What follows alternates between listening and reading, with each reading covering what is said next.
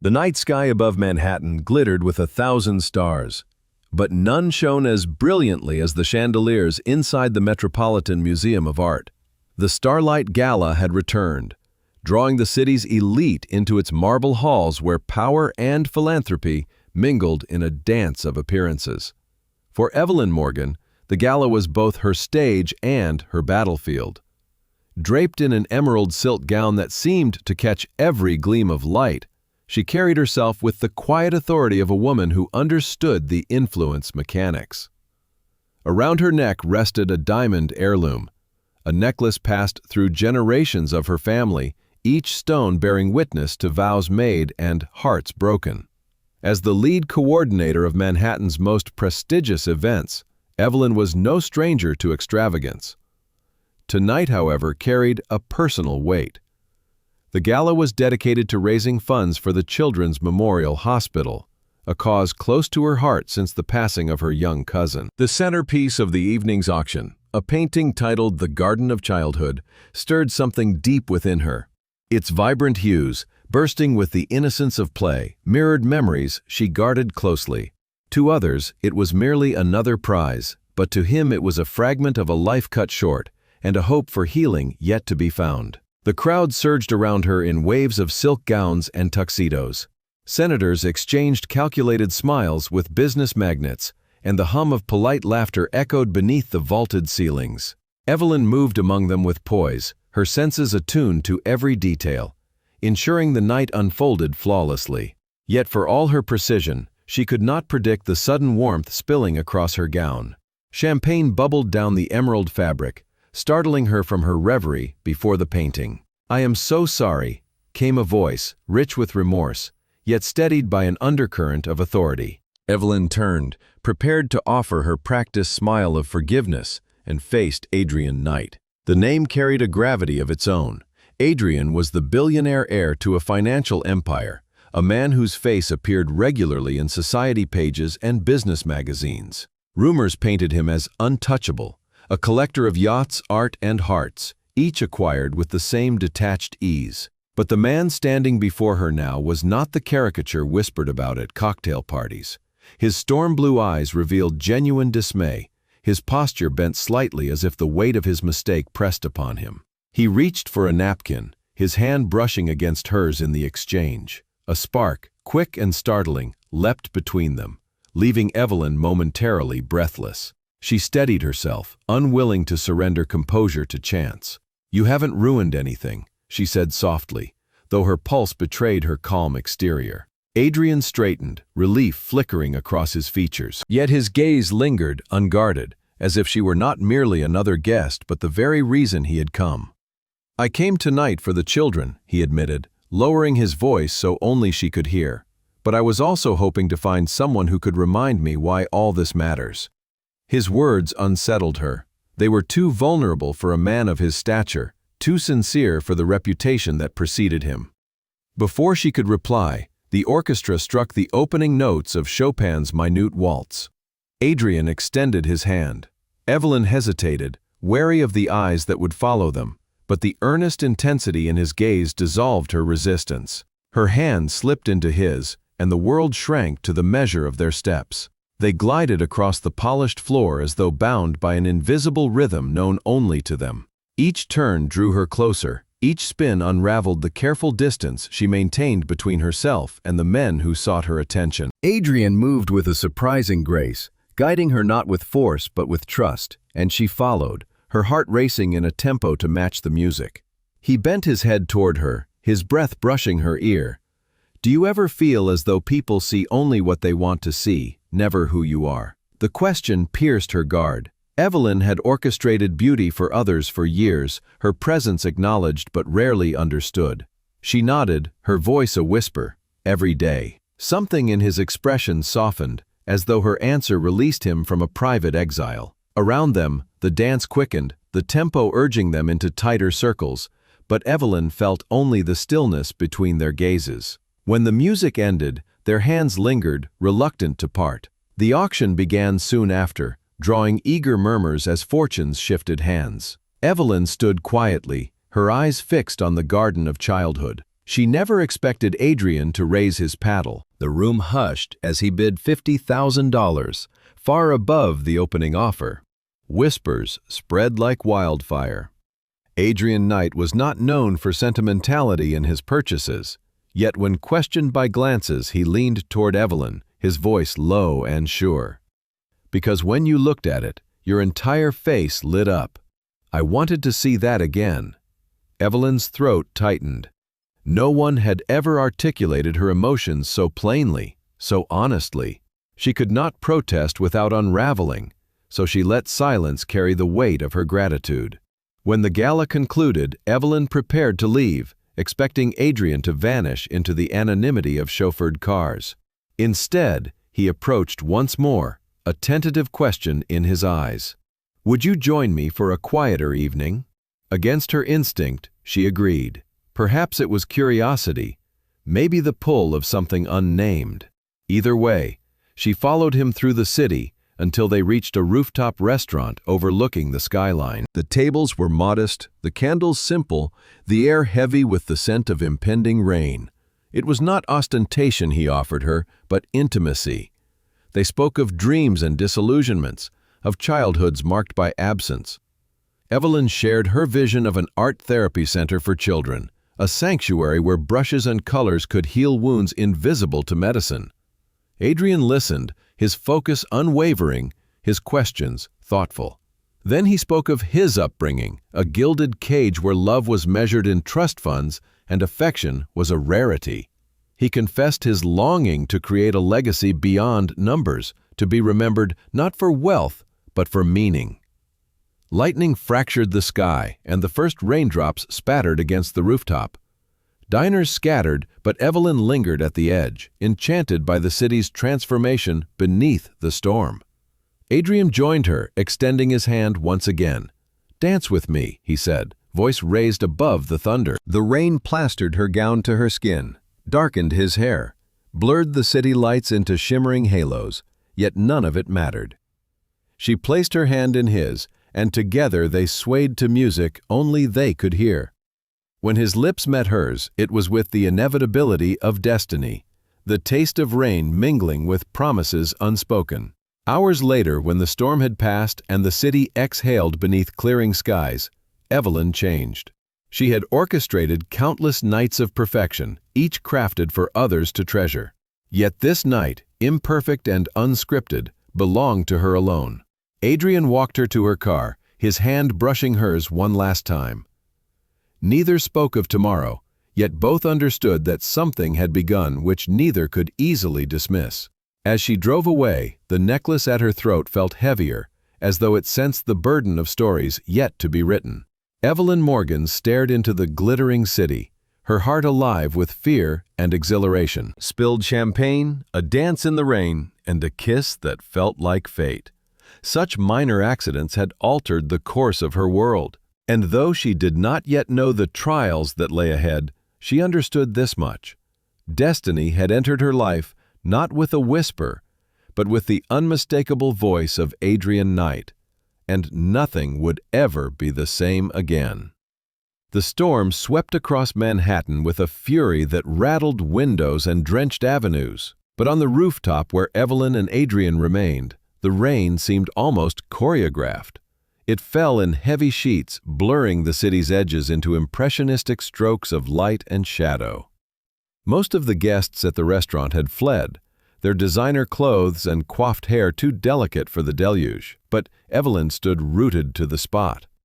The rain plastered the emerald silk of her gown against her skin, outlining her form in ways that would have mortified her under any other circumstance. Yet at that moment, she felt more alive than she ever had. Adrian reached for her hand again. His grip was firm, not demanding, but steadying, as if he, too, had found something in her presence worth anchoring himself to.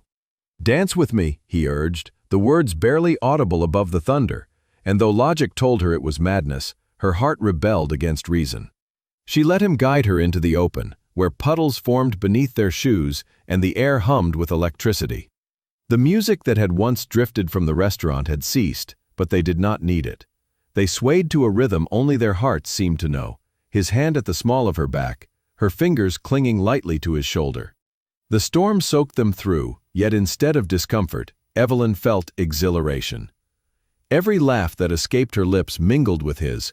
Every step was a declaration of defiance against a world that demanded composure. Adrian's eyes never left hers. They were filled with a sincerity that unsettled her, as if he were bearing not just attraction but need, a hunger for connection that wealth and power had never satisfied. When his lips found hers, it was not the kiss of a man used to conquest. It was tentative at first, reverent, as though he feared she might vanish if he dared too much. Then it deepened, and with it came a promise neither dared to articulate aloud. When the rain relented, Evelyn's heart was pounding like a drum. She drew back, gasping slightly, her cheeks flushed. "We should go," she murmured, half to herself, half to him. Adrian nodded, but his gaze lingered on her, unwilling to release the moment. "Yes," he agreed softly, "but not before I tell you this. You've given me something I thought I'd lost forever tonight." She tilted her head, curiosity and caution warring within her. "And what is that?" "Hope," he replied simply. The words struck her with unexpected force, and she could not respond. They left the rooftop together, their clothes damp, their hair disheveled, but their spirits strangely alight. As his driver pulled up to escort them, Adrian insisted on taking her home, ignoring her polite protests. In the quiet of the car, with the city streaming past the windows in rivers of neon light, Evelyn risked a glance at him. His profile was sharp, his jaw tense, yet his expression was softer than she expected. She wondered what burdens lay hidden behind that composed exterior, what scars had shaped the man beside her. When they reached her apartment, Adrian stepped out to open the door for her, an old-fashioned gesture that surprised her. She lingered at the threshold, the rain still dripping from her gown, reluctant to end the evening. "Thank you," she said quietly. "For what?" he asked, his tone genuinely puzzled. "For making me feel," she answered after a pause. "For making me forget the masks, even for a little while." His lips curved into a smile, not the charming grin she had seen him give to cameras, but something smaller, truer. "Then let's not forget again." She turned and walked inside before her heart could betray her with a reckless answer. Yet even as she closed the door behind her, she leaned against it, her chest heaving. The memory of his kiss still burned on her lips, and she knew with a certainty that terrified her that she would see him again. The following days unfurled like pages in a story she had never thought she would live. Adrian did not disappear into the haze of wealth and distraction as she expected. Instead, he sought her out. He invited her to galleries, strolls through Central Park, and quiet dinners where the world seemed to shrink to just the two of them. Evelyn found herself sharing pieces of her past she had guarded for years. The loss of her cousin, the dreams of building a space where children could heal through creativity, the moments of loneliness masked by her professional perfection. Adrian listened, truly listened, and when he spoke, it was not to boast of achievements or possessions, but to confess their hollowness. "Everyone sees my fortune," he said one evening as they sat beneath the sprawling branches of an oak in the park, the city lights glimmering like distant stars beyond. "But no one sees me. No one wants to." "You think I see you?" Evelyn asked softly, her hand brushing against his. "I know you do," he replied, his eyes searching hers as though daring her to deny it. The intimacy that blossomed between them was not rushed, but inevitable. Every shared laugh, every vulnerable confession wove a thread between their souls, until the tapestry of their connection could no longer be ignored. For Evelyn, it was terrifying. She had always believed in keeping her heart guarded, in surviving by control. Yet with Adrian, control slipped through her fingers like water, and she surrendered to the tide. One evening, as autumn leaves swirled through the streets, Adrian appeared at her office unannounced. He carried a folder, its contents hidden, but its weight undeniable. "I want to show you something," he said, his tone almost nervous. Curiosity tugged at her, and she followed him into his car. They drove beyond the city, through neighborhoods she had rarely visited, until they arrived at an abandoned building. The structure was weathered, its bricks crumbling, its windows dark. Evelyn frowned, unsure why he had brought her there. Then he led her inside. The walls had been freshly painted, the floors scrubbed clean, the scent of new beginnings lingering in the air. Murals bloomed along the corridors, vibrant depictions of children painting, laughing, healing. And in the center stood easels, canvases, and shelves of brushes waiting to be used. Her breath caught. "Adrian, what is this?" "It's yours," he said simply. "Or rather, it's for the children you told me about. An art therapy center. I had it restored. It's not finished yet, but it will be. Because your dream deserves to live." Tears welled in her eyes unbidden. She turned to him, overwhelmed. "Why would you do this?" "Because when you spoke of it, you lit up in a way I can't forget.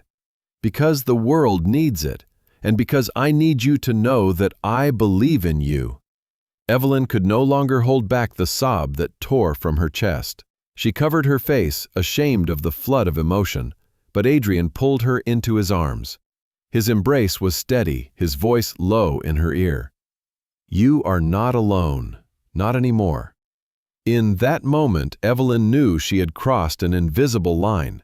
She loved him. She loved him not for his wealth or power, but for the man who had danced with her in the rain, and now placed her dream into her hands as though it were the most precious treasure he had.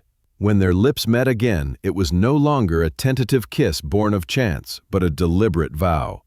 A promise that whatever storms lay ahead, they would face them together. Neither of them said the words aloud, but both felt them, etched into the rhythm of their hearts.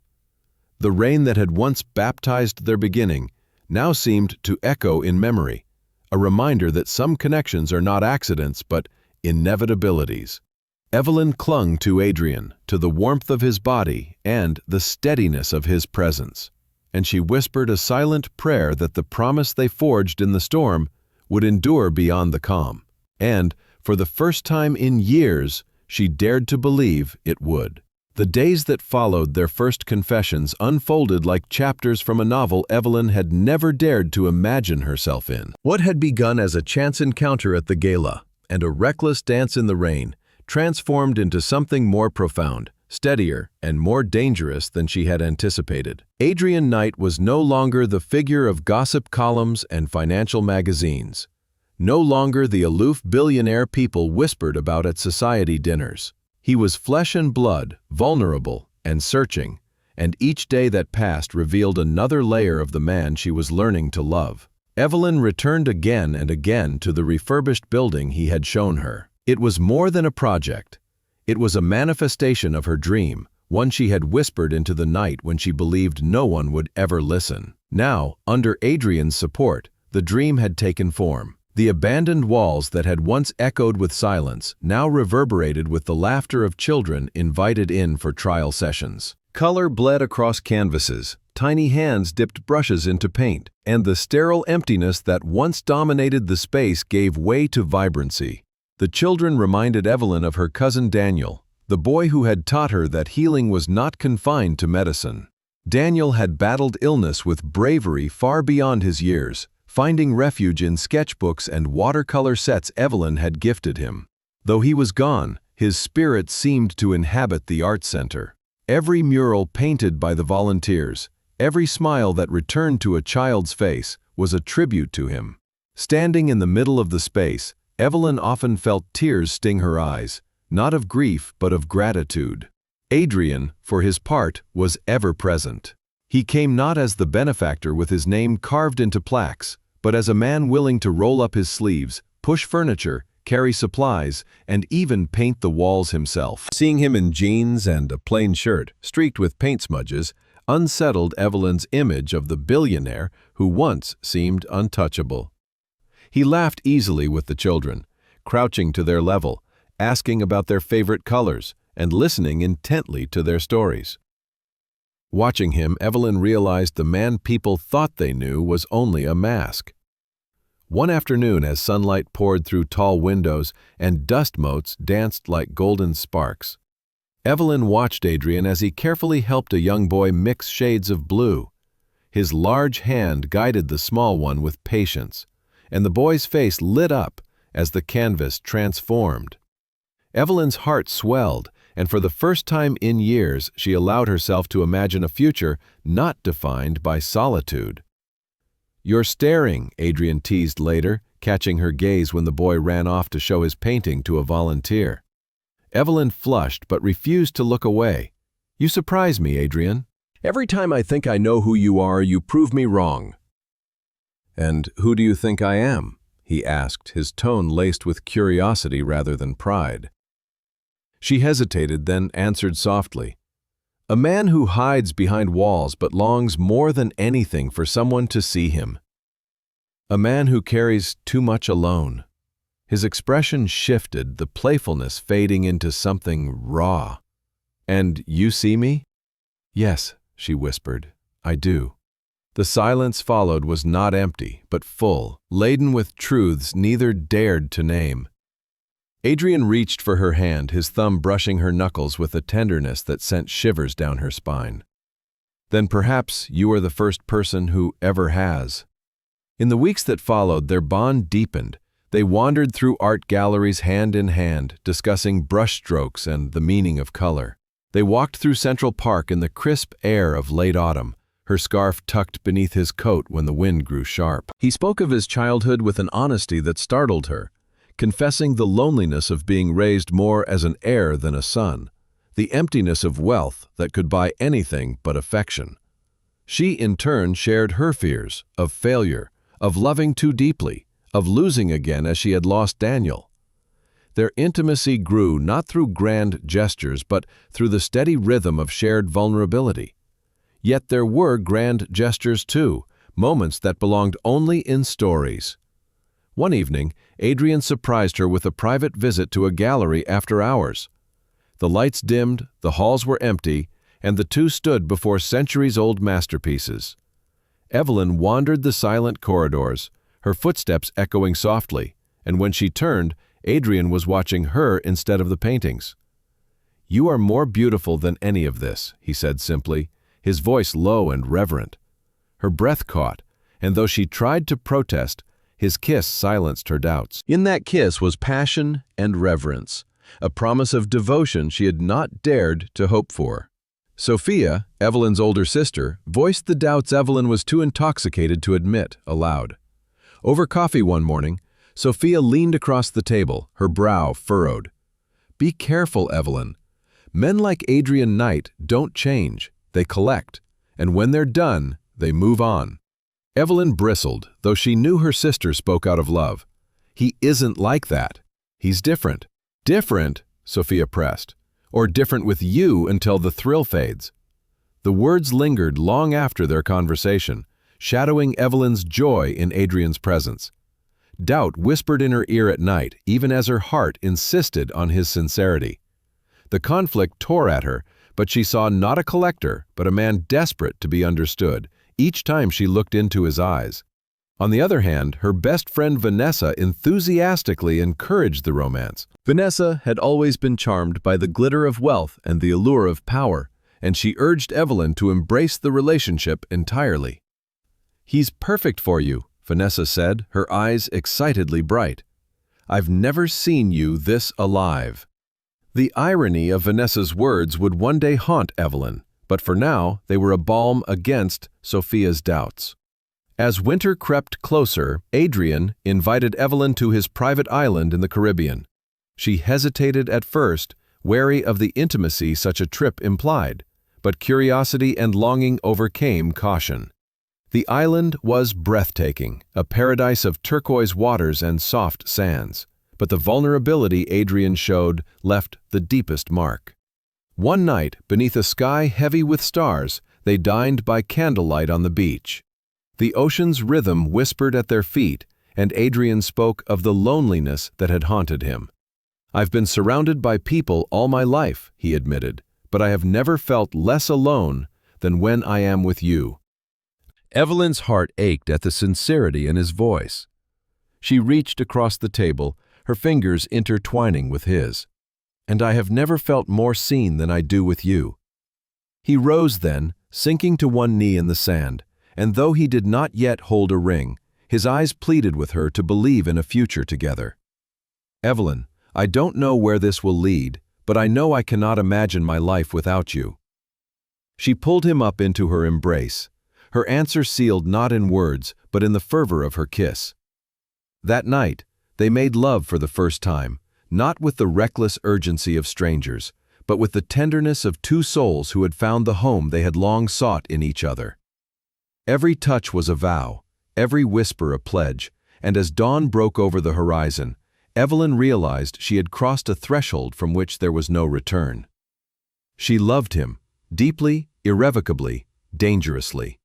And though a quiet fear lingered in her heart, warning her that love this intense could one day shatter her, she chose to silence it. For now, she allowed herself to dream, believe, and paint her future in colors brighter than she had ever imagined. The world outside could wait, for in the arms of Adrian Knight, Evelyn Morgan had discovered that sometimes dreams did not belong only to the night. They could be lived, painted boldly across the canvas of life, if only one were brave enough to seize them. The return from the island did not diminish the intensity of their connection. If anything, Manhattan's relentless pace and towering skyline sharpened the contrast between the world they had built together and the demands from outside. Evelyn moved through her days with a quiet radiance that colleagues and acquaintances could not overlook. She arranged events, supervised staff, and oversaw the early successes of the Art Therapy Center. But behind her eyes glowed a light that had not been there before. Adrian was woven into the fabric of her life now, not as an accessory, but as a presence that gave every moment new meaning.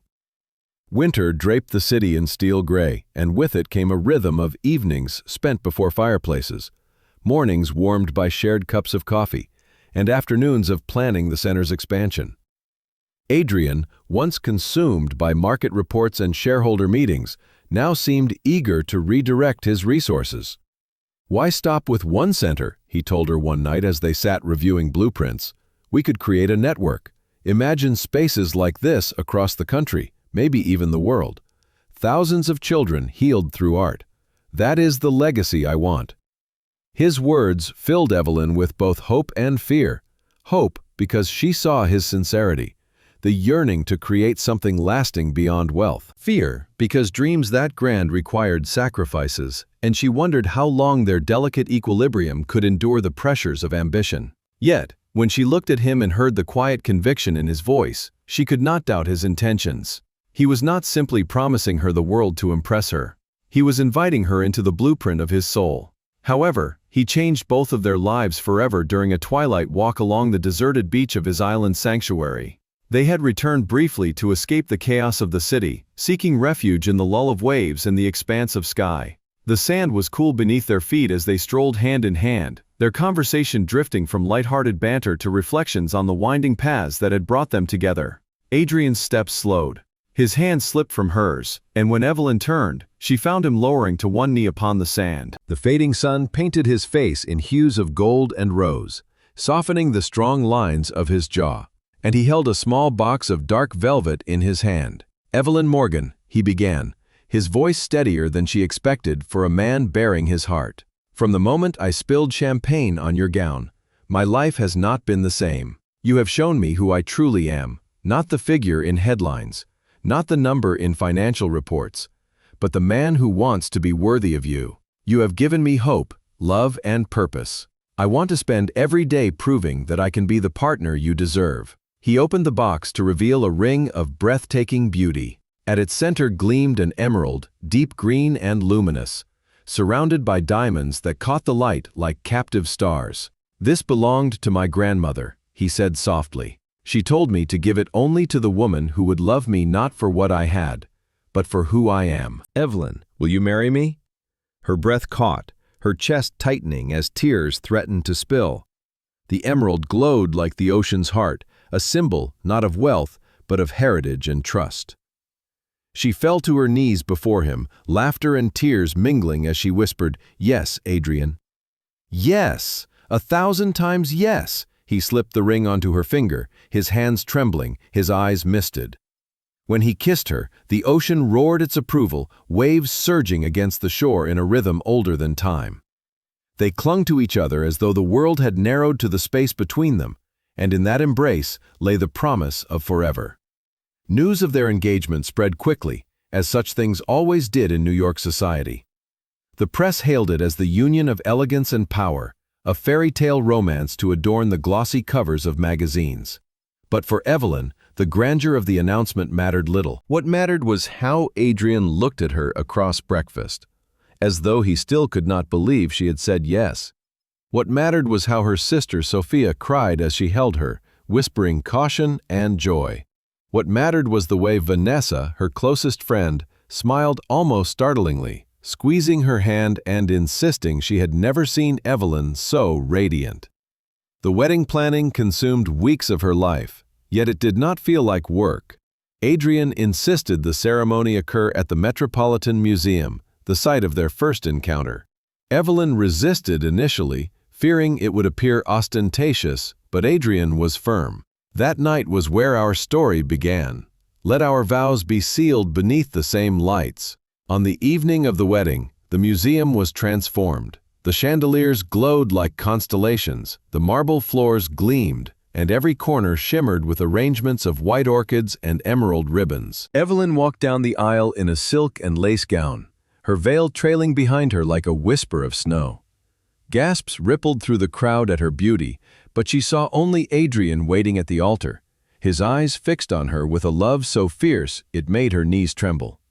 Sophia dabbed at her eyes as she watched her sister ascend into a life she prayed would be filled with joy. As maid of honor, Vanessa glided at Evelyn's side in a gown of deep green, her smile radiant, her hands steady as she adjusted Evelyn's train. No one in the audience could have guessed the secrets she harbored in the chambers of her heart, secrets Evelyn herself could not yet fathom. The ceremony was grand and intimate, their vows echoing in the vast hall with the power of truth.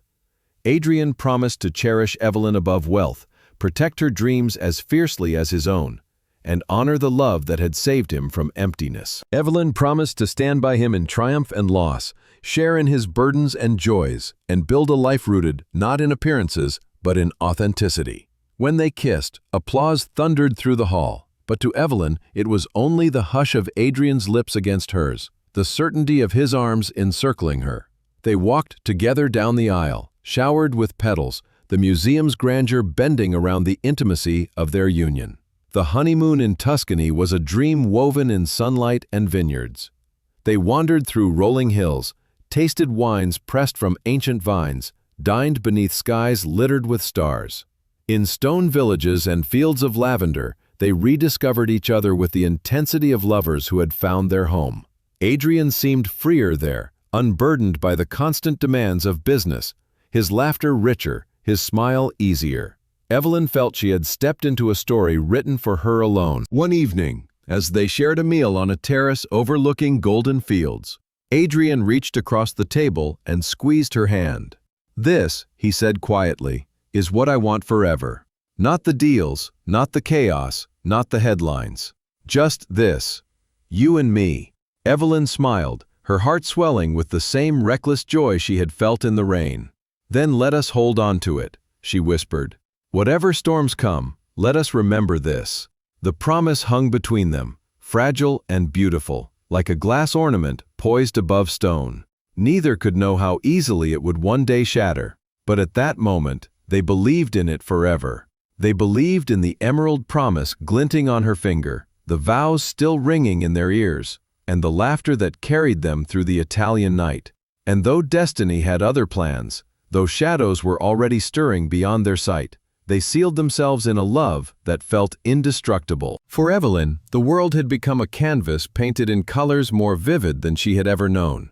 For Adrian, the emerald on her hand was proof that he had found the one person who saw him, not his fortune. They were united, invincible in their devotion, unaware of the fractures that would soon begin to spread beneath the flawless surface of their lives. For now, they had Tuscany. They had the emerald ring. They had each other. And in their hearts, that was enough to believe in eternity.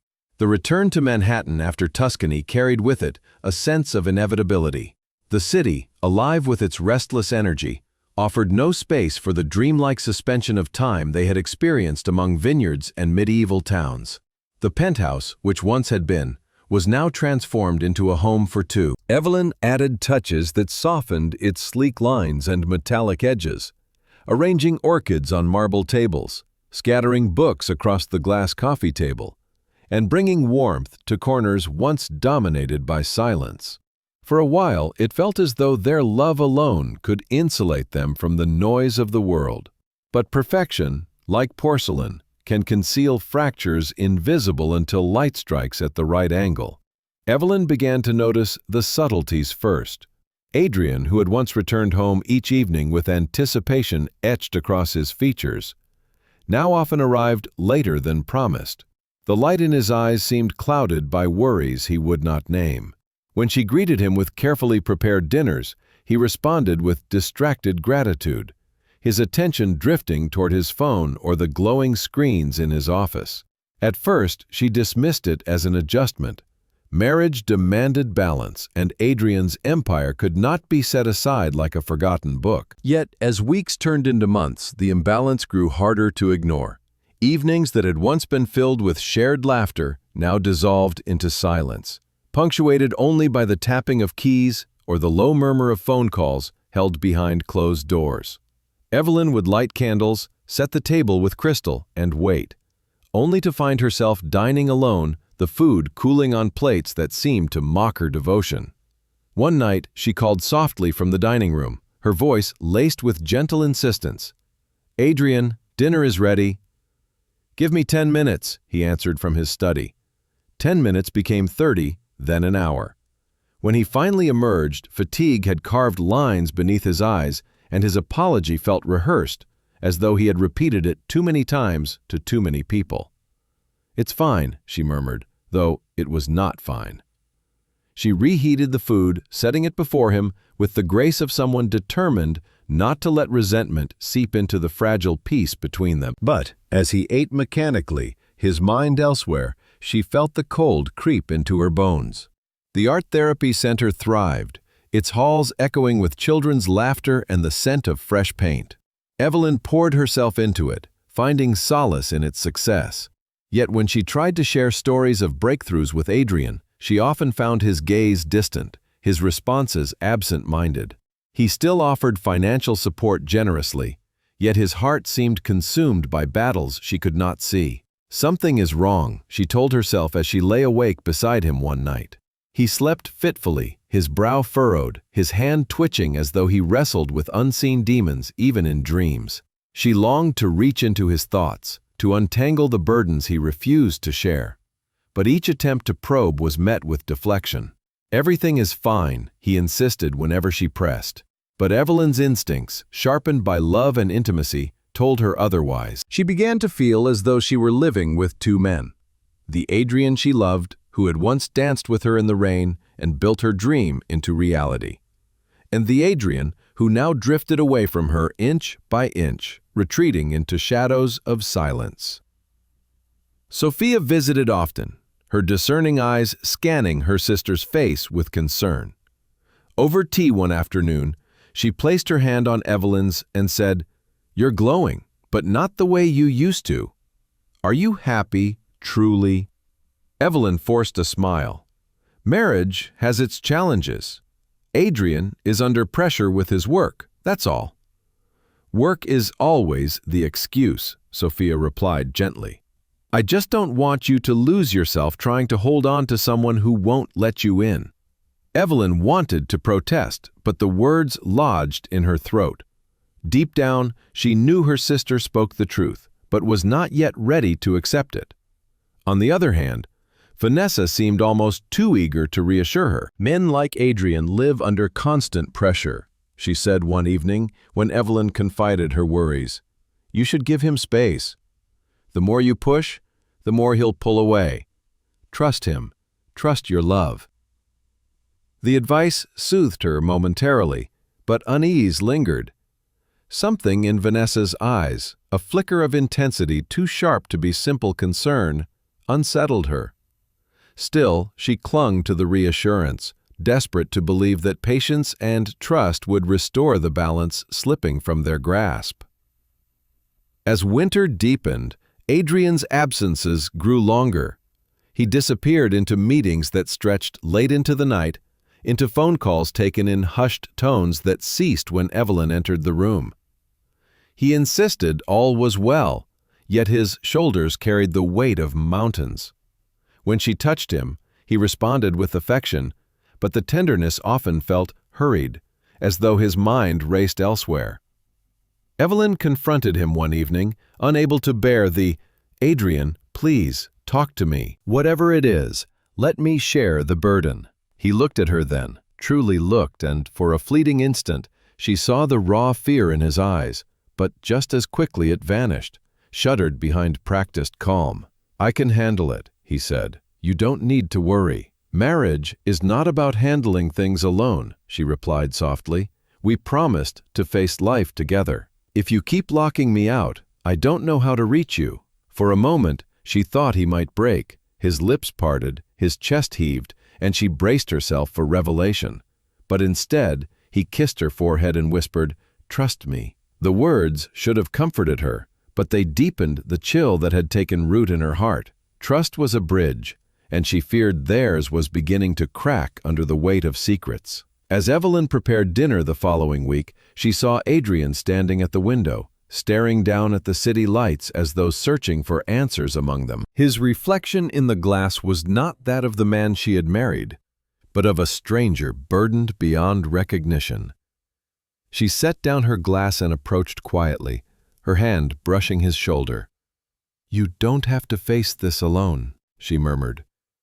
He closed his eyes, leaning briefly into her touch, but stepped away. "I just need more time," he said. "That's all." Evelyn nodded, though her heart ached with the certainty that time alone would not heal what was unraveling between them. The cracks beneath their perfect marriage were widening, and though the walls of their penthouse still glittered with wealth and beauty, she felt the foundation trembling. At night, she returned in memory to the rain-soaked rooftop where their story began. She remembered how he had kissed her, and his eyes had promised hope. She clung to that memory like a lifeline, praying it was still real, praying the man she loved was still hidden beneath the shadows. But deep down, a whisper of fear told her that love alone might not be enough to hold back the storm gathering at their door. The fairy tale was fracturing, and Evelyn Morgan could feel the first sharp edges of reality pressing against the fragile dream she had built. The weeks after Evelyn's confrontation with Adrian passed with the heavy quiet of a winter sky before snowfall. On the surface, their life continued much as it had: charity dinners attended, photographs taken for magazines, the art therapy center celebrated in glowing news features. But beneath the sheen, Evelyn could sense the ground shifting. The man who had once shared his innermost fears with her now seemed to vanish into silence, building walls she could not climb, no matter how hard she tried. Adrian spent more hours than ever in his office at the penthouse and downtown. When he was home, he often emerged from calls with his jaw tight, his tie loosened, but his eyes sharp with worry. Evelyn, once a master at interpreting subtle shifts in atmosphere at her events, now found herself reading her husband in the same way. Watching his movements, the way he stirred his coffee without tasting it, the way his gaze sometimes fixed on nothing for long stretches. One evening, after a gala where Adrian had been uncharacteristically withdrawn, Evelyn pressed again. They returned home to the penthouse, the city glittering outside like shards of glass, and she stood in the kitchen, her hands clasped around a glass of wine she had not yet sipped. "You have to stop saying it is fine, Adrian," she said gently. "It isn't. I can feel it." He looked at her, and for an instant she thought he might break. The mask slipped enough for her to see fear in the corners of his eyes. But then he forced a smile. "I am handling it. You do not need to carry this weight with me. Marriage is carrying weight together," she reminded him. "Whatever storm you are facing, it does not have to be yours alone." Adrian set his glass down with more force than he intended, the sharp sound startling in the quiet. "I cannot drag you into this, Evelyn. Please, trust me when I say I am protecting you." The word protecting lingered in her mind long after he had retreated into his study. Protecting her from what? She lay awake that night, staring at the ceiling, her body beside his yet feeling miles apart. His breaths were uneven, his sleep restless, and once again she wondered what demons stalked his dreams. Evelyn poured herself into the children's progress at the art therapy center, using their joy as a balm against her unease. She watched as shy boys found confidence in brushstrokes, anxious girls discovered freedom in clay, and she reminded herself why she had dreamed of this place. But even here, Adrian's absence weighed on her. He had been instrumental in building the center, yet now he appeared only for photographs or brief visits, his presence fleeting, his mind elsewhere. One late afternoon, she overheard fragments of a phone call as she passed by his home office. His door was closed, but his voice carried in a harsh whisper. "If the Patterson deal does not go through, we will collapse within the quarter. No, we cannot afford another loss. Yes, I understand the consequences." The words froze her in place. Collapse, loss, consequences. Her heart hammered against her ribs as she pressed her hand to the wall, straining to hear more. But the conversation dropped to a lower pitch. She stepped away before he could notice her, her mind racing. Adrian had spoken of storms, but she had not realized their severity. His empire was in trouble, perhaps in ruin. That evening she served dinner, waiting for him to explain, but he offered only silence, his smile brittle, and his conversation strained. Finally, unable to bear it, she set her fork down and met his eyes. "I heard you," she said quietly. "The Patterson deal. The collapse. Adrian, you cannot keep me in the dark." He stiffened, then sighed, his shoulders sagging as if the fight had drained from him. For the first time, he looked defeated. "You were not meant to hear that." "I was not meant to hear it, or I was not meant to know it," she pressed. His silence was answer enough. When he finally spoke, his voice was low, stripped of its usual confidence. "There are risks in business, Evelyn. Some decisions I made, they did not yield what I hoped. There are debts and expansions into markets that were more volatile than projected. I thought I could fix it before it touched us, before it touched you." Her throat tightened. "And now?"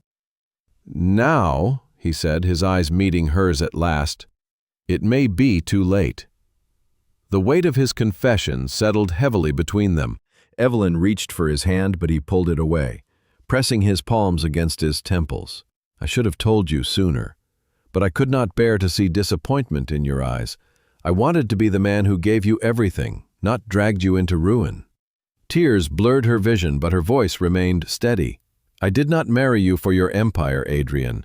I married you for you. If you are drowning, let me hold you up. That is what love is." He looked at her then, his eyes glistening, and for a moment she thought he might let her in, fully. But instead he shook his head, retreating behind the same wall she could not breach. "Not yet. Please, I just need more time." Evelyn left the table without eating, retreating to the balcony where the wind cut cold against her skin. She stared at the city below, its endless lights, indifferent to her private storm. Behind her, Adrian remained inside, his silhouette hunched against the glow of the study lamp. The cracks in their marriage widened further in the following days. Adrian grew more elusive, his temper sharper when she tried to press. She found receipts for late-night meetings, cryptic documents left carelessly on his desk, and whispers of names she did not know, investors, partners, rivals. Under control whenever she asked, yet his hollow eyes betrayed him. Sophia noticed the strain when she visited, though Evelyn tried to hide it. "You are fading, Evie," Sophia said softly as they walked through the center one morning. "I can see it. Do not let his silence consume you." "I am trying," Evelyn whispered, "but I do not know how to reach him anymore." Vanessa, in contrast, offered smooth reassurances. Over champagne one evening, she told Evelyn, "Adrian is a man under pressure. Give him room to breathe. If you keep pressing, you might drive him further away." Her words slid easily into Evelyn's aching heart, though something in Vanessa's tone left her unsettled. Still, she clung to the advice, desperate for anything to keep her marriage's fragile remnants. Night, long past midnight, Evelyn woke to find the bed empty beside her. She rose quietly, padding to the study, and found Adrian at his desk, his head in his hands. Papers were strewn across the surface, contracts marked with red ink, figures that meant little to her, but clearly spelled disaster to him. His phone buzzed, and he answered in a hoarse whisper, "We cannot sustain this. If creditors push harder, everything goes." No, she does not know the full extent. She cannot. The words sliced through her like glass. He was fighting battles too enormous to conceal, yet still he barred her from his side. She stood in the doorway, torn between walking in and confronting him, or retreating to the bedroom to preserve the illusion of ignorance. Ultimately, she turned away, her heart breaking quietly in the shadows. The hidden storm raged louder with each passing day. Evelyn felt it pressing at the edges of their world, threatening to consume their wealth and the bond that had once seemed unbreakable. She prayed that Adrian would let her stand beside him, that he would trust her enough to share the weight, but deep inside, she feared he never would. And as she lay awake in the darkness of their once perfect home, she realized that love was not always enough to silence secrets. Sometimes love only magnified them, until the walls between two hearts grew higher than either could climb. The storm inside Adrian's world began to spill into Evelyn's in ways that could no longer be ignored. He grew thinner, his once confident stride reduced to a restless pacing that left him exhausted by nightfall. Evelyn watched helplessly, her heart aching as she tried to draw him back into the warmth of their love, but every attempt to comfort him was met with the same refrain, "Not yet. I just need more time." The secrecy was a wall that suffocated her, yet her devotion only deepened. If he would not let her carry his burdens, she would find other ways to help. It began with the jewelry box. One evening, as Adrian sat locked in his office, Evelyn opened the small chest that had once belonged to her grandmother. Inside lay the necklace she had worn to the gala where she met him, along with heirloom bracelets and rings that carried generations of memory. She traced each piece with trembling fingers, remembering her grandmother's words about safeguarding these treasures for moments that truly mattered. And what moment mattered more than saving her marriage? The next morning she walked into a discreet jeweler's shop she had once visited as a client while planning charity auctions. She left with a check large enough to cover part of Adrian's debts, though she did not know the full scope of what he owed. When she placed the money in his account without explanation, he confronted her that evening, his face a mixture of gratitude and shame. "You should not have done that," he whispered, staring at the transfer receipt in disbelief. "I should do anything to protect us," she replied firmly. "This marriage, this life we built, is worth more than diamonds. They were only ornaments. You are what matters." His eyes glistened, but instead of confessing the truth, he kissed her forehead and murmured, "You are too good for me." Then, as always, he retreated into silence. The sacrifices did not end there. Evelyn began to sell more, paintings that had hung in the penthouse, crystal glassware gifted at their wedding, even the vintage wines Adrian had once collected so proudly. Each sale brought in enough to cover another bill, another looming deadline, another threat temporarily averted. She moved with quiet efficiency, determined to keep their world intact no matter the cost. Still, it was not enough. One night, while Adrian met with a partner in the study, Evelyn overheard fragments of the conversation through the thin walls. "We are drowning," Adrian said, his voice ragged. "If I cannot secure new capital within the month, the creditors will strip everything, the penthouse, the island, the company, all of it gone." Evelyn pressed her hand to her chest, the breath stolen from her lungs. She had known it was bad, but not this catastrophic. That night, as Adrian slept fitfully beside her, she stared at the ceiling and made a decision. She would step into the storm if he would not allow her into it on her own. She found a job the following week. It was not glamorous, not befitting the wife of a billionaire, but she did not care. A catering company she had once hired for events took her on discreetly, allowing her to work evening shifts at banquets and fundraisers. Evelyn traded her gowns for aprons, her heels for flat shoes, carrying trays of champagne to people who had once toasted her as one of their own. At first, she felt humiliation burn her cheeks as familiar faces glanced at her without recognition.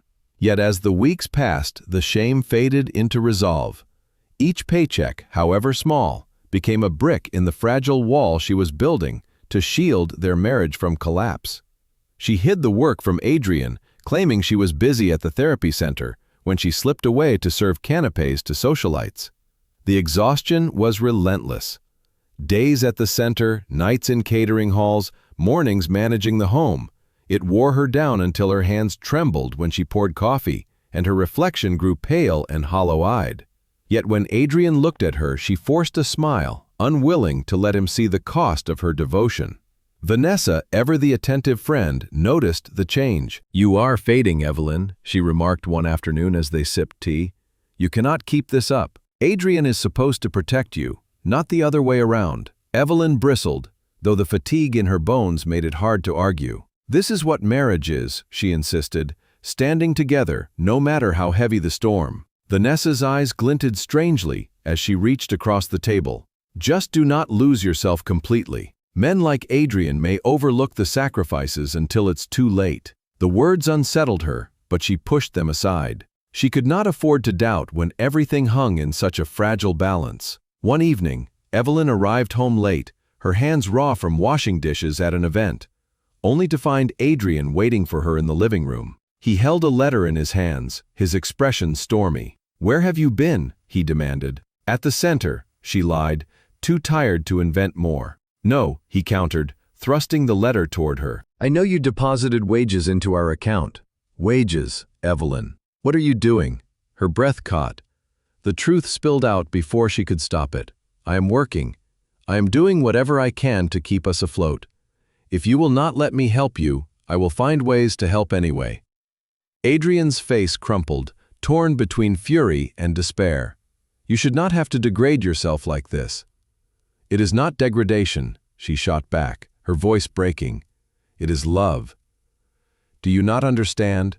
I will give everything, everything because I believe in us." For a long moment, silence stretched between them. Then he collapsed into a chair, burying his face in his hands. "I do not deserve you," he whispered. Evelyn knelt before him, taking his hands in hers. "Then be the man who does. Let me fight beside you, Adrian. Stop shutting me out." But even then, he could not give her the whole truth. His words were apologies without confessions, gratitude without transparency. The wall remained, and Evelyn felt the sting of being kept at arm's length, despite all she had given. Despite all she had given, yet she pressed on. She sold the last of her grandmother's treasures, even the diamond necklace that had once gleamed at the gala where their love began. When she placed the receipt on Adrian's desk, she told him simply, "These jewels were meant to protect what matters most. You matter most." Tears welled in his eyes, but still he said nothing of the depths of his financial ruin. The sacrifices brought reprieve. Creditors backed away, deadlines stretched, and for a moment it seemed as though the worst might be avoided. Evelyn allowed herself to hope, to believe that perhaps they would weather the storm. But hope is a fragile thing. Evelyn felt a flicker of peace as she and Adrian toasted with cheap champagne one evening, celebrating a narrowly averted crisis. Yet darker forces were moving in the shadows of their choices made in desperation.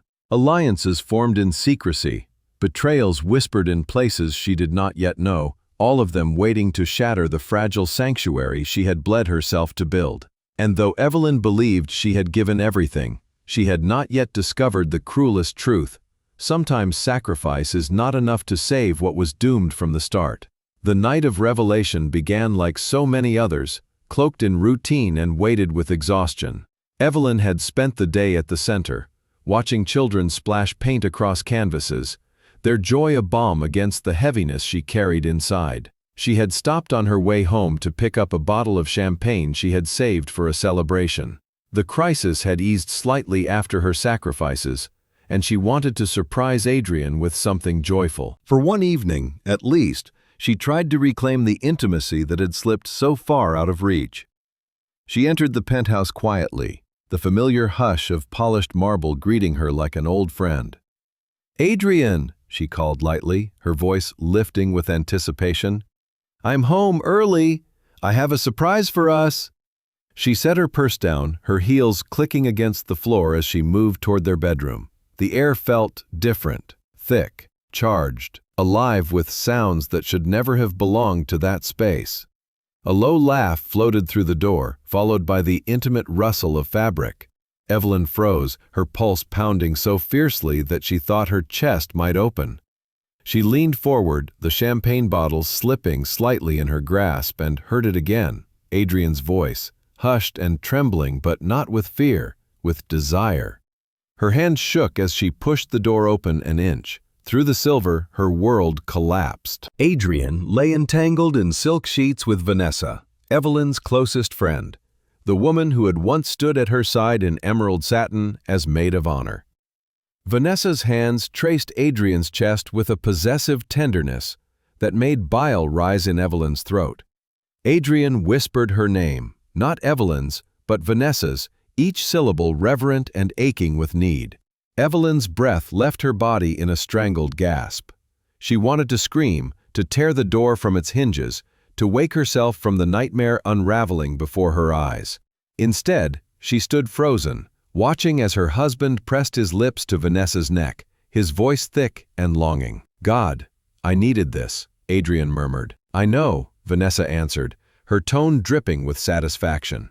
"I have waited so long for us to stop pretending." The words struck Evelyn like knives. This was no moment of weakness, no single lapse of judgment. This was betrayal cultivated and nurtured in the shadows, a deception woven while Evelyn had bled herself dry to save their marriage. Her knees threatened to buckle, but rage steadied her. She pushed the door wide, and the two figures on the bed froze, their eyes snapping to hers. Silence stretched, suffocating and deafening. Vanessa smirked faintly, as if caught but unashamed, while Adrian paled, scrambling to cover himself with the sheets. "Evelyn," he stammered, his voice hollow, "it is not what it looks like." "Not what it looks like?" Her voice cut like steel, cold and trembling with fury. "You are in my bed with my best friend. Tell me, Adrian, how does it look?" Vanessa slid from the sheets with languid grace, unhurried as she reached for her discarded dress. "You were never meant to find out this way," she said, her tone soft but carrying the sting of mockery. Evelyn's hands curled into fists. "How long?" Adrian's silence confirmed the answer before Vanessa supplied it with cruel ease. "Since the financial troubles began, he needed comfort, someone who understood him."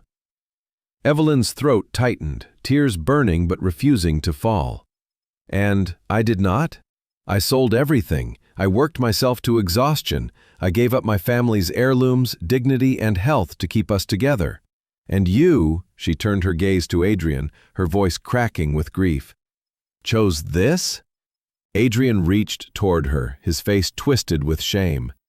"Evelyn, please, I was lost. I did not mean—" "Do not lie to me again," she snapped. "Do not insult me with excuses. You made a choice. Both of you did." Vanessa fastened her dress, her expression calm, almost triumphant. "You suffocated him with your sacrifices, Evelyn. You turned his love into an obligation. He needed freedom, and I gave it to him."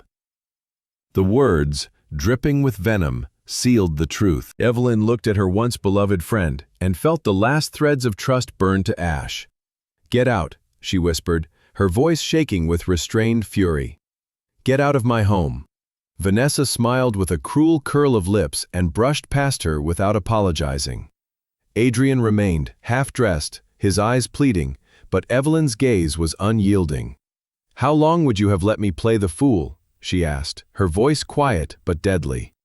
"How long would you have let me sell my soul to save a marriage you had already destroyed?" Adrian's face crumpled. "I never wanted to hurt you. I was drowning, and I made mistakes." "Mistakes?" Evelyn's laugh was sharp, bitter. "A mistake is a miscalculated deal. A mistake is forgetting an anniversary. Betrayal is not a mistake. It is a choice you made over and over again." He reached for her again, But she stepped back, her eyes blazing. "Do not touch me." She turned and walked from the room, her steps unsteady but fueled by rage that gave her strength. The unopened champagne bottle still sat on the mantel, mocking her with its false promise of celebration. She lifted it, staring at the gleaming glass, then hurled it against the wall. It shattered into glittering fragments. A fitting mirror of her heart. That night, Evelyn packed a small bag with shaking hands. She took only her essential phone, wallet, and clothes. Everything else? The penthouse, the jewelry she had not yet sold, even the dream she once shared with Adrian, no longer belonged to her. As she stepped into the elevator, Adrian appeared at the doorway, his face pale, his voice desperate. "Evelyn, please do not leave. We can fix this. I will end it. I will make it right." She turned, her eyes blazing with a fire he had never seen. "You cannot fix what you chose to destroy. You did not just betray me. You betrayed the woman who gave you everything she had. You betrayed the promise we made under those lights. The vows we whispered in Tuscany. There is no making that right." The elevator doors slid shut, cutting off his protests. Evelyn leaned against the wall, her body trembling, her tears finally falling. But beneath the grief was a new resolve, sharp and unyielding. The marriage was dead, buried beneath the weight of lies and betrayal. She stepped out into the night, the cold air biting her skin, and realized that though her world had shattered, she was still standing. She had given everything, and it had not been enough, but she would not give him the power to take what remained. Somewhere in the city's darkness, her future awaited, stripped of illusions and false promises. And though the betrayal had left her bleeding, Evelyn Morgan vowed that she would rise from the ashes. Because what Adrian and Vanessa underestimated was not her devotion, it was her strength. And strength, she knew now, was the one thing no one could steal. Evelyn left the penthouse with the cold bite of betrayal cutting deeper than the winter wind outside. Her bag felt too light, as if it carried clothes and the stripped remains of her life. Each step echoed against the marble lobby floor, a haunting cadence of endings. The doorman greeted her with his usual smile, but she could not summon one in return.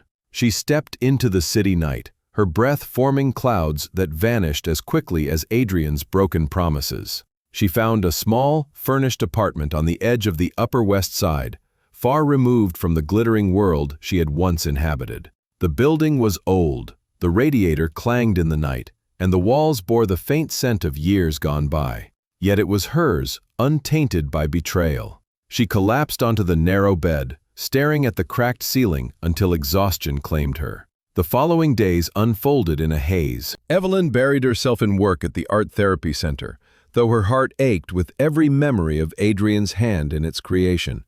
The children sensed her heaviness, but their laughter was a lifeline, pulling her back each time she threatened to drown. She found solace in their small triumphs. One child painting a self-portrait for the first time, another finally smiling after weeks of silence. They reminded her that healing was possible, even from wounds that felt fatal, but her nights were tormented. Sleep brought visions of Adrian's touch, his whispered vows, and then the cruel intrusion of Vanessa's laughter. She would wake drenched in sweat, clutching the sheets as though they could anchor her to reality. Some nights she paced the tiny apartment, others she sat by the window, staring at the indifferent city. Meanwhile, Adrian's empire began to crack in plain view of the world. Headlines screamed of collapsing ventures, failed deals, and investors withdrawing support. Evelyn tried to ignore them, but curiosity dragged her eyes to every article. She saw photographs of him entering courthouses, his once proud posture bowed, his expression tight with strain. He looked older, thinner, as though the betrayal that had destroyed her had also devoured him from within. One evening, while she sorted files at the center, Sophia arrived unannounced. Her sister carried a newspaper folded beneath her arm, the headline bold, "Night Empire teeters on edge of bankruptcy." Sophia dropped it onto the desk, her eyes fierce. "He is falling, Evelyn, and you cannot let him drag you with him. Evelyn traced the words with her fingertips, her chest tightening. I already left. What more can he take from me? Sophia leaned closer. You shared accounts. You signed documents. You could be liable if he forged your name or tied you to his debts. The thought chilled Evelyn to her core. She remembered the stacks of papers Adrian had once placed before her, asking for her signature with casual assurances. Insurance forms, property transfers, routine updates. She had signed them without question, trusting him as a wife was supposed to trust her husband. Now she wondered how many of those signatures had become shackles. A week later, her fears materialized. A letter arrived at her apartment, the envelope heavy with foreboding. It was from a law firm representing Adrian's creditors, demanding repayment of debts totaling more than $2 million. Her name was beside his, bound to obligations she had never agreed to. Her knees buckled, and she sank into the nearest chair, the letter trembling in her hands. She had already lost her marriage, her friend, her home, and now the remnants of her stability threatened to vanish as well. She thought of the heirlooms she had sold, the nights spent serving champagne in secret, the sacrifices made to save a sinking ship he had already abandoned. Rage surged through her, sharp and searing. That night she confronted Adrian. She found him at the penthouse, the space stripped of its grandeur, boxes littering the floors as movers carried away possessions. He looked up when she entered, surprise flickering across his weary features. "Evelyn," he whispered, her name breaking on his lips like a prayer. She held the letter aloft, her voice trembling with fury. "You forged my signature. You tied me to debts I never agreed to." He winced, his shoulders slumping as if under a weight too heavy to bear. "I thought I could fix it before it reached you. I did not want you to suffer." "You did not want me to suffer?" she spat. "You let me sell everything I had. You let me serve strangers to keep us afloat.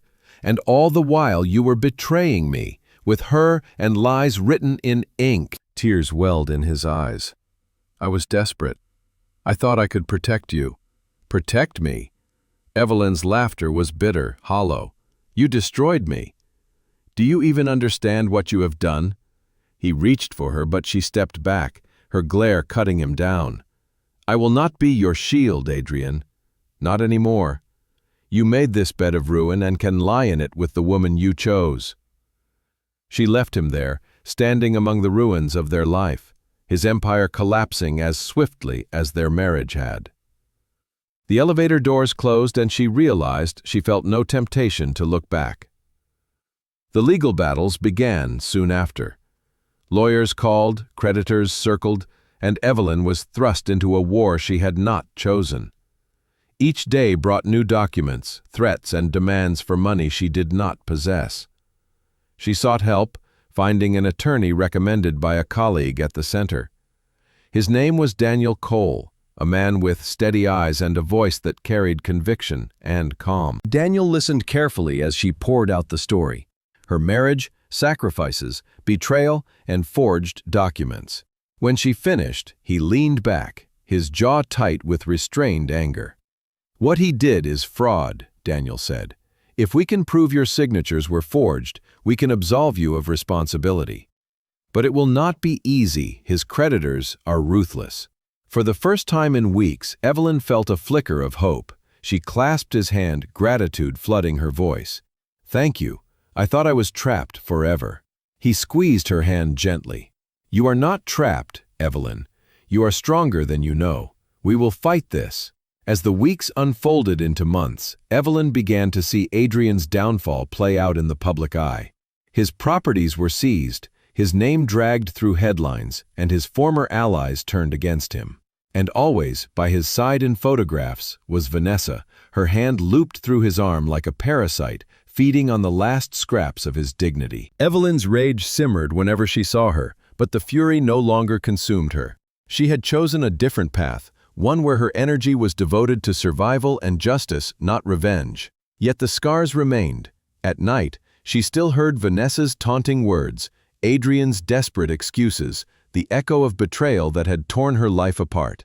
She wondered if trust were a thing she would ever feel again, or if lies had permanently cauterized her heart.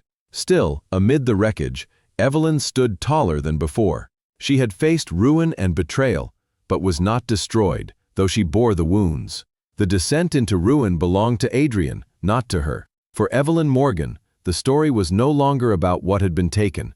It was about what she would rebuild, piece by piece, from the ashes of a life that once glittered and then crumbled. And as she signed her name, her actual name, on the first of many legal documents Daniel prepared, she vowed that this time, her signature would be her weapon, not her downfall. The courthouse loomed like a fortress of stone, its cold facade a reminder that truth often demanded confrontation. Evelyn stood at the steps, clutching the folder Daniel had prepared for her. Her hands trembled, not from fear of speaking, but from the weight of all that had led her here. Betrayal, humiliation, and financial ruin had all funneled into this moment. She felt the faint stirrings of strength in her chest for the first time since leaving Adrian. She was not here as a victim. She was here as a woman demanding justice. Daniel met her at the entrance, his expression calm but resolute. "We will challenge every claim," he assured her. "The evidence is strong. The signatures they hold are not yours. The handwriting analysis will prove it." Evelyn nodded, though her throat tightened with nerves. "And if they try to twist it? Then we twist it back," Daniel replied firmly. "You are not alone in this." Inside, the courtroom hummed with tension. Adrian sat at the plaintiff's table, his once immaculate suit now hanging a little too loose, his face drawn with sleeplessness. At his side, Vanessa leaned in close, her presence polished and smug, as though she had come to watch Evelyn's final defeat. Evelyn's stomach turned at the sight, but she held her chin high. The proceedings began with the opposing counsel, Harris, who launched into his opening argument with sharp precision. He painted Evelyn as complicit, a wife who had enjoyed the luxuries of her husband's empire and now sought to disown responsibility when the debts came due. Photographs of the penthouse, the island, and the wedding at the museum were all displayed in the court, each image a distorted portrait of indulgence. Evelyn sat rigid, her pulse hammering as Harris's words echoed in the chamber. He made her sacrifices sound like vanity, her loyalty like greed. When he finished, Vanessa leaned toward Adrian with a smile, whispering something that made him lower his gaze. Daniel rose slowly, his movements deliberate, his voice steady. "The prosecution has shown you photographs, headlines, fragments of a life that appear to tell one story. But they have not shown you the truths hidden beneath those images. They have not shown you the woman who sold her family heirlooms to pay debts she never agreed to. They have not shown you the woman who worked in anonymity, serving champagne to strangers, while her husband betrayed her trust in more ways than one. They have not shown you the forged documents, the falsified signatures, the evidence of fraud carried out by the man who now seeks to drag her down with him." The room shifted. Murmurs rippled through the gallery as Daniel laid out his evidence, side-by-side comparisons of Evelyn's actual signature and the crude imitations on the contracts. Forensic handwriting experts testified, their analyses clear. The disputed signatures were not hers. Bank records showed Adrian's withdrawals, secret transfers, and reckless ventures. Piece by piece, Daniel dismantled the facade Harris had built. When Evelyn took the stand, the silence was profound. She spoke not as scorned, but as a woman who had endured. She described the sacrifices she had made, the nights she had gone without sleep, the humiliation of watching her best friend betray her trust. Her voice cracked at times, but each word carried the weight of truth. "I believed in my marriage," she said softly, her gaze steady. "I believed in the vows we made, in the man I thought my husband was. I signed the papers he gave me because I trusted him, and that trust was used against me. I did not consent to these debts. I did not share in his betrayals. I am here today not to escape responsibility, but to reclaim my name, freedom, and dignity." As she finished, Daniel placed a hand briefly on her arm, grounding her. Across the room, Adrian's eyes glistened with something that might have been regret, but Vanessa's expression was cold, unyielding. Cross-examination was brutal. Harris pressed Evelyn on every detail, suggesting she had been willfully ignorant, that she had turned a blind eye to her husband's dealings because she enjoyed the wealth it provided. Evelyn held her ground, refusing to let him twist her story. "I enjoyed the wealth," she repeated, her voice sharp. "I enjoyed selling my grandmother's necklace. I enjoyed serving food at events I once attended as a guest. Tell me, Mr. Harris, what kind of enjoyment comes from sacrificing everything you are, only to be betrayed in return?" The courtroom erupted in murmurs again, and Harris faltered, his next question stumbling from his lips. When Adrian took the stand, Evelyn felt her heart twist. She remembered the man who had danced with her in the rain and whispered dreams beneath Tuscan skies. But the man before her now was hollow, broken. Under Daniel's relentless questioning, Adrian admitted to misrepresenting documents and pressuring Evelyn into signing papers without explaining their true nature. He tried to soften his admissions with excuses, stress, desperation, fear of failure, but the truth was clear. "Yes," Adrian whispered finally, his voice cracking. "I forged her signature. I told myself it was temporary and would fix it before she knew. But I was wrong." The words hung heavy in the air. Vanessa shifted uncomfortably beside him, her mask of composure slipping for the first time. The trial stretched on for days, each hour draining Evelyn's strength. Yet, with each witness, each piece of evidence, her resolve grew. She was no longer the woman who had silently walked away from the penthouse. She was no longer the wife clinging to love while it rotted beneath her. She was Evelyn Morgan, and Adrian's ruin would not define her. When closing arguments came, Harris attempted once more to frame her as complicit, but the cracks in his case were too wide to mend. Daniel spoke last, his words deliberate and piercing. "This case is not about wealth," he said. "It is about truth. It is about a woman whose trust was weaponized against her, whose sacrifices were twisted into chains. It concerns fraud, betrayal, and the courage to stand against both. Evelyn Morgan does not ask for sympathy. She asks only for justice." The jury deliberated for hours that felt like lifetimes. Evelyn sat in the hallway, her hands clenched together, Daniel beside her. She thought of everything she had lost, the love she once believed in, the friend she once trusted, the life she had built, piece by piece. Yet she also thought of what she had gained: clarity, strength, and the knowledge that she could stand even in the face of ruin. When the jury returned, the verdict was read in solemn tones. Evelyn was absolved of all liability. The forged signatures, fraudulent debts, and deceit were all laid bare. The court declared her free of responsibility and further recommended an investigation into Adrian's actions for criminal fraud. Relief flooded through her, so powerful her knees nearly buckled. She would have fallen had Daniel not steadied her. Tears blurred her vision, but this time they were tears of liberation. She was free from the debts, lies, and weight of a marriage built on betrayal. Across the courtroom, Adrian sat with his head in his hands, his empire reduced to rubble. Vanessa clutched his arm, her face pale, the triumph she once wore replaced by dread. Evelyn did not look at them again. As she left the courthouse, the crisp and cleansing winter air rushed against her cheeks. The city stretched out before her, vast and indifferent, but no longer suffocating. Evelyn breathed without the taste of ash in her mouth for the first time in what felt like years. Justice had been served, but more importantly, she had reclaimed herself. And though scars remained, she knew now that they did not define her. They were reminders of battles fought, of strength discovered in the ruins. Her story was not over. It was only the beginning. The weeks following the verdict unfolded with a surreal sense of relief, as if Evelyn had finally stepped out from under a shadow that had been pressing on her chest for too long. Yet freedom, though sweet, was not without cost. She still woke some mornings with a start, convinced she was back in the penthouse, Adrian's lies thick in the air. Other nights, Vanessa's mocking smile haunted her dreams. She serialized, healing was not a switch to be flipped, but a journey paved with patience and resilience. Daniel became a steady presence during those weeks.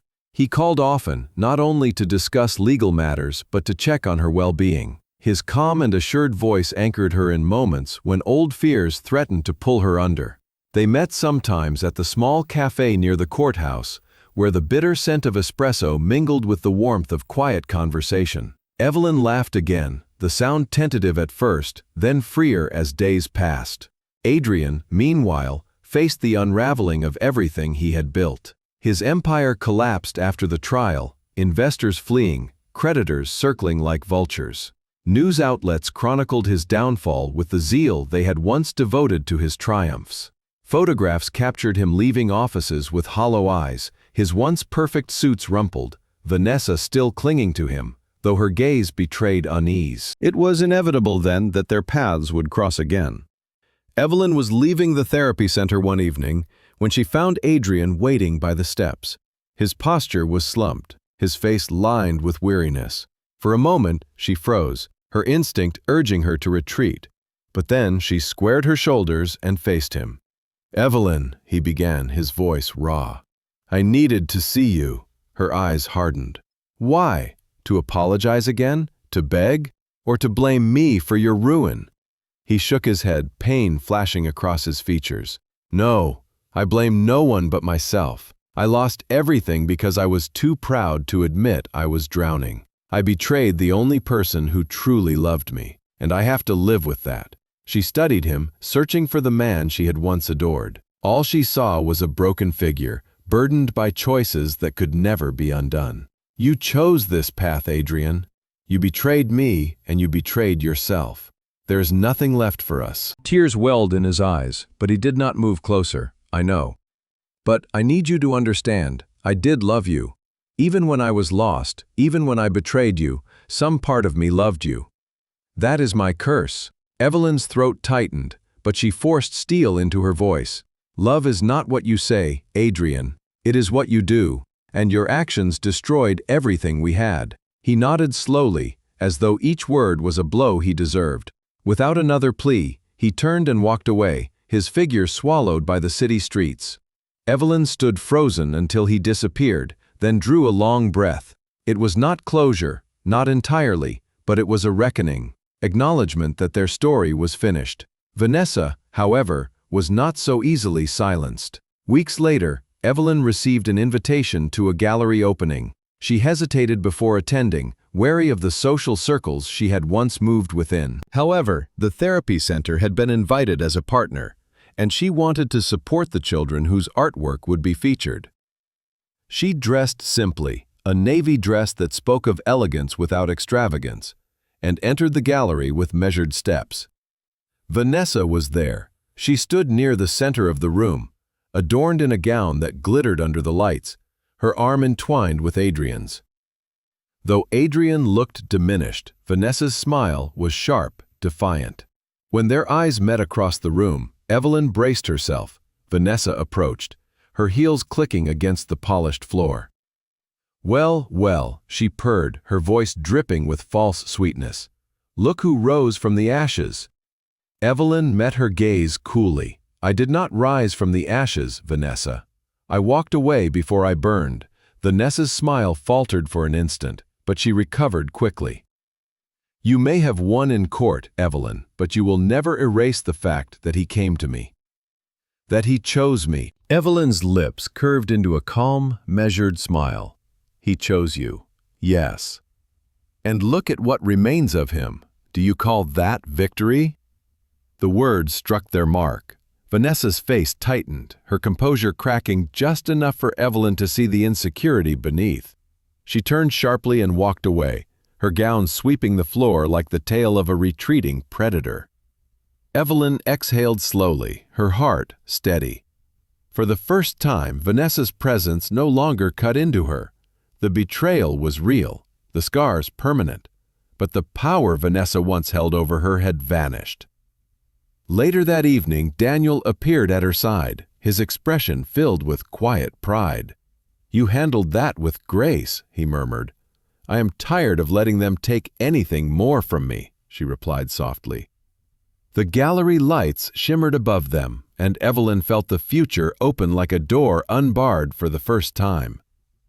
Daniel walked her home, their conversation light, filled with small stories and shared laughter. When they reached her building, he hesitated at the steps.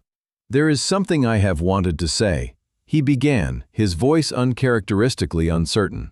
"I admire your strength, Evelyn. More than that, I care for you, deeply, but I will not rush you. You have been through too much to be asked for more than you are ready to give." Her chest tightened with an emotion she had not expected.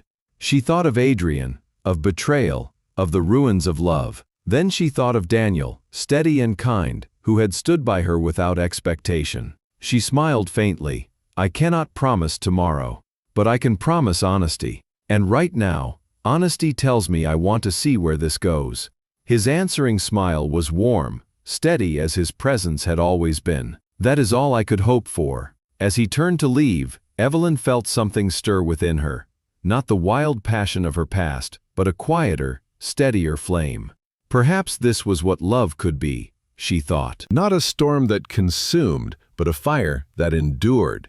The reckoning with Adrian was over. The reckoning with Vanessa had passed. And now Evelyn faced a new chapter. Not defined by betrayal, but by the choices she would make for herself. The final reckoning had not destroyed her. It had remade her. And as she stood on the steps of her modest apartment, the city lights glimmering around her, Evelyn Morgan realized she was no longer the woman who had been broken. She was the woman who had survived. She was the woman who would rise. Spring arrived in New York with a gentleness Evelyn had not felt in years. The icy wind that had once mirrored the chill inside her heart gave way to soft breezes carrying the scent of blossoms. For the first time in a long while, Evelyn woke to mornings filled not with dread but with possibility. The shadows of betrayal still lingered in the corners of her memory, but they no longer defined her. She had walked through fire and come out tempered, stronger and unafraid of her scars. The Art Therapy Center flourished. Donations poured in after the trial, when Evelyn's story of resilience became a quiet beacon in the city. Articles praised her determination, highlighting how she had transformed pain into purpose. Families came from across the boroughs, enrolling their children in programs that gave them hope and healing. Evelyn walked through the brightly painted halls each morning, her heart swelling at the sight of children laughing where there had been silence once. Daniel became a familiar presence there as well. At first, he had come to handle lingering legal documents, ensuring no creditor dared touch her name again. But gradually his visits shifted, no longer cloaked in professional necessity.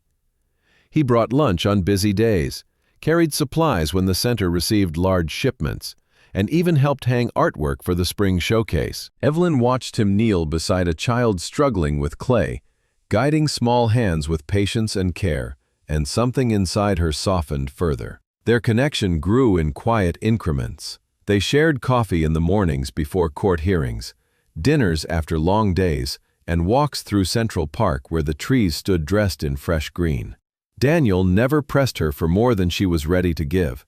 Instead, he offered presence, constancy, and reassurance that she was not alone. One evening, after a particularly successful fundraiser, Evelyn invited him back to her apartment. They sat on the balcony overlooking the city, glasses of wine in hand, the skyline shimmering like a tapestry of stars. Silence stretched between them, comfortable and unhurried. Finally, Daniel turned to her, his gaze searching. "Do you ever regret it?" he asked softly. She tilted her head. Regret what? Everything. Loving him. Staying so long. Fighting so hard. Evelyn considered the question. She thought of Adrian's smile on the night they had first danced, of the rain-soaked rooftop where she had believed in forever, of the betrayals that had nearly broken her. Her chest tightened, but she shook her head slowly. "I regret trusting the wrong man, yes, but I do not regret loving, because love, even when it is misused, taught me who I am. And without those scars, I would not know the strength I carry now." Daniel's hand brushed hers, tentative yet sure. "You amaze me, Evelyn. Most people would grow bitter. You grew stronger." Her lips curved into a faint smile. Perhaps bitterness would have been easier, but I do not want to carry their poison in my veins. I want to live." He leaned closer, his voice barely above a whisper. "Then let me be part of that life." Their kiss was not like the desperate hunger she remembered from Adrian. It was steady, tender, a promise built on patience and respect. In that moment, Evelyn felt the walls she had built around her heart begin to soften. She believed in the possibility of love without fear for the first time. Meanwhile, Adrian's world collapsed entirely. Headlines chronicled his bankruptcy, his properties seized, his name synonymous with scandal. Once triumphant, Vanessa faded from his side when the wealth dried up. Rumors swirled of her leaving for another benefactor, abandoning Adrian in the ruin he had created. Evelyn heard the whispers, but felt no satisfaction. She had long since detached her soul from their choices. Their downfall was not her justice. Her justice had already been won in the life she was rebuilding. Still, one afternoon, as she left the center, she saw Adrian again. He stood across the street, thinner than she remembered, his suit threadbare, his posture broken. For a moment, their eyes met. He raised a hand in a hesitant wave, but Evelyn did not return it. She turned and walked away, not from anger, but from peace. There was nothing left to say. Their chapter had closed long ago. The summer brought renewal.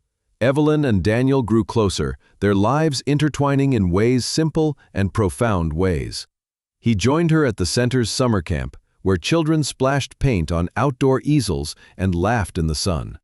They spent weekends exploring hidden corners of the city, sharing secrets over late-night dinners, and discovering the joy of companionship that did not demand perfection, only honesty.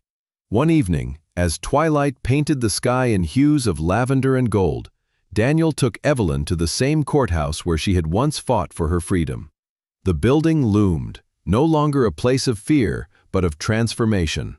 In the quiet echo of its marble halls, he knelt before her, holding a small velvet box. "Evelyn Morgan," he said, his voice steady with conviction. "You have taught me that strength is not in winning battles alone, but in finding someone worthy to fight beside you. You have survived betrayal, carried scars, and chosen love over bitterness. I cannot promise a life without struggle, but I promise a life where you will never face it alone. Will you marry me?" Tears welled in Evelyn's eyes, but they were tears of joy, not sorrow. She looked down at him, the man who had walked with her through darkness and offered her light, and she whispered, "Yes. Yes, 1,000 times yes." When he slipped the ring onto her finger, it was not the emerald heirloom that had once symbolized broken promises. It was a simple band, elegant in its sincerity, a circle of love forged not in wealth or grandeur, but in truth. Once her most excellent reckoning, the courthouse became the birthplace of her new beginning.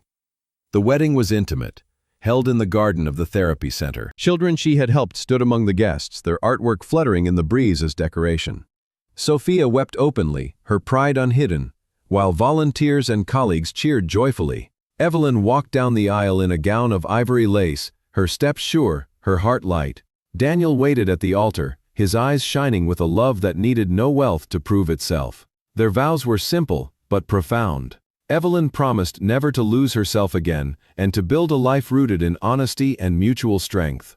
Daniel vowed to cherish her scars as much as her beauty, to honor the resilience that defined her. The garden erupted in applause when they kissed, and Evelyn felt the weight of years finally lift. As twilight fell, Evelyn stood with Daniel, watching lanterns rise into the night sky, each carrying the children's wishes for the future. She leaned into him, her head resting against his shoulder, and whispered, "This is what love was meant to be." He kissed her temples softly, and this is only the beginning. For Evelyn Morgan, the dawn had come at last. She had endured betrayal, survived ruin, and reclaimed her voice. She had discovered that love was not about dazzling promises or grand illusions, but about truth, resilience, and the courage to open her heart again. The past was a scar she would carry, but it was no longer her story. Her story was the laughter of children, the warmth of a steady hand, the strength of a heart that refused to be broken. A new dawn had risen, and Evelyn walked into it unafraid, her hand in Daniel's, her future hers at last.